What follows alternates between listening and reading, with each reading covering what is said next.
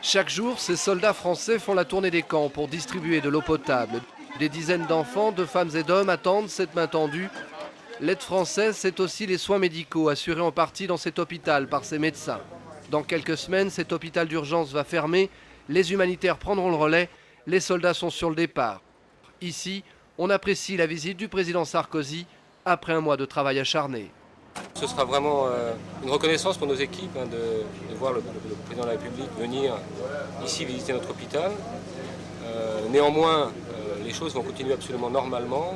Mais l'aide internationale ne se résume pas à la France. C'est ici, dans cette base de la mission de l'ONU en Haïti, que tout se décide dans une coordination nécessaire des équipes internationales.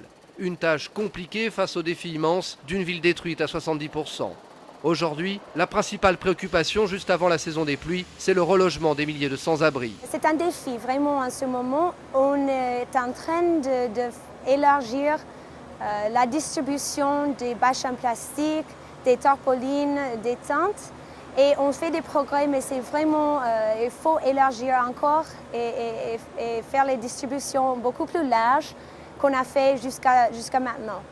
Mais ici, dans cette usine de briques transformée en camp de fortune, les abris sont peu imperméables et l'on fustige une aide trop méthodique, pas assez efficace. On prend une liste, on note les noms des gens. Ils font une liste, ils notent les noms des gens pour les organisations internationales. Ils nous demandent combien de personnes il y a ici, on leur dit 300, 400. Alors la personne dresse la liste et puis plus rien, on ne les voit plus jamais revenir. Puis jamais, on l'a vu encore. Pour être sûr qu'on ne les oublie pas, certains réfugiés sont installés au plus près de l'aide internationale, comme ici à côté du camp militaire américain, le long de l'aéroport.